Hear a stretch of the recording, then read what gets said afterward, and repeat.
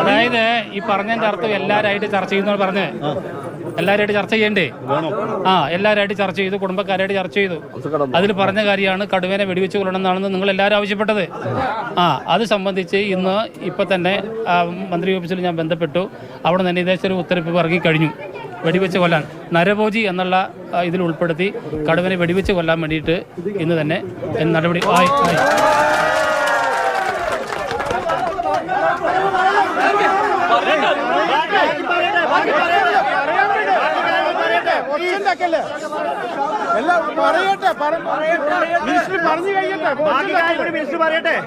അല്ല ഞാൻ പറഞ്ഞാല് ഇങ്ങനെ ബഹളം ഉണ്ടാക്കിക്കൊണ്ട് വൈകുന്നേരം വരെ ഇരിക്കണോ? അങ്ങനെയാണെങ്കിൽ അങ്ങനെ ആയിക്കോട്ടെ. അപ്പൊ ഒരു കാര്യം പറയുമ്പോ അത് കേൾക്കണ്ടേ? അതാ ഞാൻ പറഞ്ഞത്, എല്ലാവരും കൂടി ആലോചിച്ചത്. അപ്പൊ അത് തീരുമാനമായി. രണ്ടാമത്തെ കാര്യം എന്ന് വെച്ചാൽ, രണ്ടാമത്തെ ജനങ്ങൾ പറഞ്ഞത് വെച്ചാൽ ഇപ്പൊ ഇങ്ങനെ സംഭവിച്ചു, നാളെ ആൾക്കാർ പണിക്കൊക്കെ ഇറങ്ങണം അല്ലേ? അപ്പൊ അവർക്ക് പ്രൊട്ടക്ഷൻ വേണ്ടേ? പ്രൊട്ടക്ഷൻ വേണം. അതിന് വേണ്ടിയിട്ട് നമ്മളെ കാവൽക്കാർ, RRT ടീമിനെ, കാവൽക്കാരെ ഇന്ന് തന്നെ നമ്മൾ ഇത് എടുത്തു കഴിഞ്ഞാൽ നമ്മൾ അവരെ തന്നെ വിന്യസിക്കും. RRT ടീമിനെ അങ്ങോട്ട് ഇറക്കും ആ പരിസരത്തേക്ക്.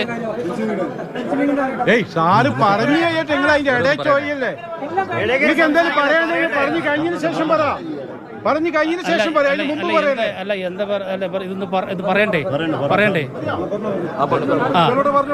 മുൻഗണന അടിസ്ഥാനത്തിലാണ് കാര്യങ്ങൾ പറയുന്നത്. അത് മനസ്സിലാക്കണ്ടേ? അപ്പോൾ ജനങ്ങൾക്ക് സുരക്ഷിത വേണമാണ് രണ്ടാമത്തെ പ്രധാനപ്പെട്ട കാര്യം. ആ സുരക്ഷയ്ക്ക് വേണ്ടിയിട്ടാണ് നമ്മൾ ഇപ്പോൾ കാവൽക്കാരെ, RRT ടീമിനെ നമ്മൾ ഇന്ന് തന്നെ ആ പ്രദേശത്തേക്ക് വിന്യസിച്ചത്. കാരണം ഒരാളെ കൊലപ്പെടുത്തിക്കൊണ്ട് ആ പരിസരത്ത് അത് കാണും. അതുകൊണ്ട് നമുക്കതിനെ കാവൽ ഏർപ്പെടുത്തേണ്ട കാര്യമുണ്ട്. അപ്പോൾ എന്ന് തന്നെ കാവൽ ഏർപ്പെടുത്തും. അതാണ് രണ്ടാമത്തെ കാര്യം സംബന്ധിച്ച് പറയാനുള്ളത്. മൂന്നാമത്തെ കാര്യം വെച്ചാൽ നമുക്ക് കൂടും കൂടി വെക്കണം എന്നുള്ളത് പറഞ്ഞിട്ടുണ്ട്. അതിനോടൊപ്പം തന്നെ കൂടും കൂടി നമുക്ക് ഇന്ന് തന്നെ കൂട് വെക്കാനുള്ള ഏർപ്പാട് നമ്മൾ പൊതുവായിട്ട് നമ്മൾ തീരുമാനം എടുത്തിട്ടുണ്ട്. പിന്നെയുള്ളത് ഫെൻസിങ്ങിൻ്റെ കാര്യമാണ്. ഫെൻസിങ്ങിന് ഫെൻസിങ് എന്ന് പറഞ്ഞാൽ ഫെൻസിങ്ങിന് ഞാൻ തന്നെ ഫണ്ട് വെച്ചതാണ്. MLA ഫണ്ട് തന്നെ ഞാൻ തന്നെ വെച്ചിട്ടുണ്ട്.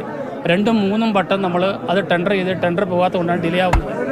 ഞാൻ പറയട്ടെ, ഇനി നിങ്ങൾ പറയണ്ട, ഞാൻ പറയട്ടെ. അപ്പോൾ അത് ഒന്നുകൂടി ടെൻഡർ ചെയ്തിട്ട് വേഗത്തിലാക്കാനും, അല്ലെങ്കിൽ ജനങ്ങളെ തന്നെ ആ വർക്ക് ചെയ്യിപ്പിച്ചുകൊണ്ട്, അതല്ലേ മറ്റേ ഇതുണ്ട് VSS ഒക്കെ ഉണ്ടല്ലോ, അവരെ തന്നെ ഏൽപ്പിച്ചിട്ട് ജനകീയ അടിസ്ഥാനത്തിൽ ആ കാര്യങ്ങൾ പൂർത്തീകരിക്കാൻ വേണ്ടി പറ്റുമോ എന്നുള്ള കാര്യങ്ങളും നമുക്ക് ആലോചിക്കുന്നതിന് തീരുമാനിച്ചിട്ടുണ്ട്. പിന്നെയുള്ളത് ഈ കുടുംബത്തിൻ്റെ ജോലീൻ്റെ കാര്യമാണ് പറഞ്ഞിട്ടുള്ളത്.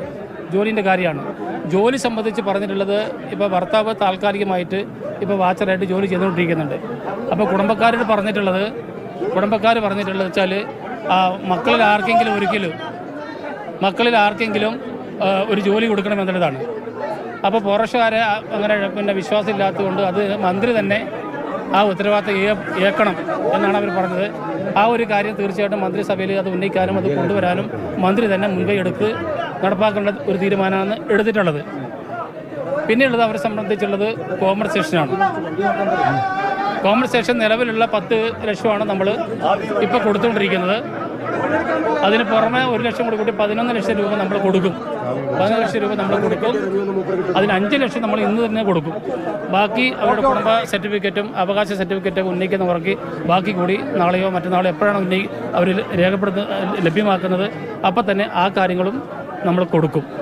ഇത്തരം കാര്യങ്ങളാണ് ഇന്ന് നമ്മൾ എല്ലാവരും കൂടി പൊതുവായിട്ട് ആലോചിച്ചിട്ടുള്ളത്. എനിക്ക് നിങ്ങളോട് എല്ലാവരോടും റിക്വസ്റ്റ് ഉള്ളത്, നമുക്ക് സംഭവിച്ചു പോയി. അതാ ഞാൻ പറഞ്ഞു.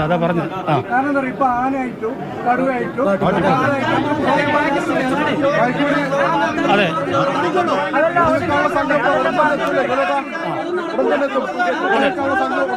ഉടനെ എത്തും. ഓക്കെ. അപ്പൊ ഈ കാര്യങ്ങളെ അംഗീകരിച്ചുകൊണ്ട് നമുക്ക് ബോഡി എടുക്കണം കേട്ടോ.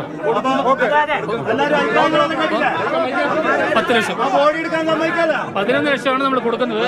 11 ലക്ഷമാണ് കുടുംബത്തിന് കൊടുക്കുന്നത്. പക്ഷേ 5 ലക്ഷം ഇന്ന് തന്നെ കൊടുക്കും.